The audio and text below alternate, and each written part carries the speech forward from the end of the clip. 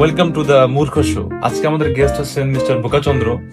তো মিস্টার বোকাচন্দ্র আজকে প্রায় আপনার 10-15 বছর হয়ে গেছে আপনি বিয়ে করেছেন, তো কেমন লাগে? আসলে সবার আগে বলবো, আপনি আপনার স্টুডিওটা সুন্দর করেন, এটা আসলে নৈতিকতা মানে বিরোধী কাজ এমন একটা পরিবেশে আচ্ছা, মানুষের। একটা জিনিস, এই যে বিয়ে যে জিনিসটা, এটা আপনার কাছে ঠিক আসলে কিরকম মনে হয়, বা এটা হ্যাঁ, নিয়ে মানে কোনো বিয়ে নিয়ে কিছু আছে কিনা যেটা কিনা আপনি শেয়ার করতে পারেন? আমি ওটাই বলতে আহ, যাচ্ছিলাম। আছে না কিছু, কোনো ঘটনা বা কোনো কিছু একটা? বিয়ের ঘটনা, ইন্টারেস্টিং হ্যাঁ, ঘটনা। আমি ওইরকমটাই বোঝাচ্ছি আর কি। আসলে আমার বিয়ের ব্যাপারে আসলে দুইটা ইন্টারেস্টিং ঘটনা আছে। ওকে। তো প্রথমত হচ্ছে যে সবসময় কি হয় যে ছেলে পক্ষ মেয়ে দেখতে যায়, কিন্তু আমার সময় একটু ব্যতিক্রম ধর্মী হয়েছিল যে মেয়ে পক্ষ আসলে আমাদেরকে দেখতে এসেছিল, মানে আমাকে দেখতে এসেছিল। আচ্ছা, আচ্ছা। তো দেখার পরে আমি কিছু সই পাঠাইছিলাম মেয়ে পক্ষের বাড়িতে, তো ওই মানে সময় মেয়ে পক্ষের বাড়িতে জানি নেই? আমি অনেক কান্নাকাটি করেছিলাম, কিন্তু আমার বাসার থেকে আমার বাতি দেয়নি আর কি।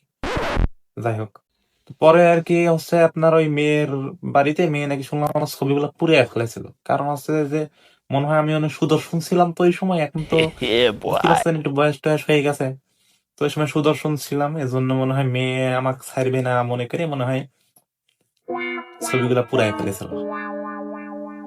কত টাকা লাগছিল ছবিগুলা প্রিন্ট করাতে। মানে কি বলতেছেন? তার মধ্যে আরেকটা ইন্টারেস্টিং কথা হচ্ছে, যেদিন আমাদের মনে করেন মেয়ে দেখতে যাচ্ছিলাম ওই সময় প্রায় হচ্ছে আপনার ওই 5 মণ মিষ্টি, 2টা গরু, 6 খান খাসি, এরপরে 8 ভরি স্বর্ণ, এরপরে 40টা বেনারসি শাড়ি, এসব আর কি নিয়ে যাচ্ছিলাম। তো রাস্তার মধ্যে হচ্ছে আপনার ওই ডাকাতি হয়, তো আমাদের সাথে ডাকাতি হওয়ার পরে আর কি ওইগুলো সব লুট হয়ে যায়। তো পরে আর কি কোন রকম ওই 2 কেজি মিষ্টি, পরে আমরা ওই মেয়ের বাড়ির সামনে থেকে 2 কেজি মিষ্টি আর হচ্ছে 2 কেজি কমলা নিয়ে পরে আর কি গিয়েছিলাম।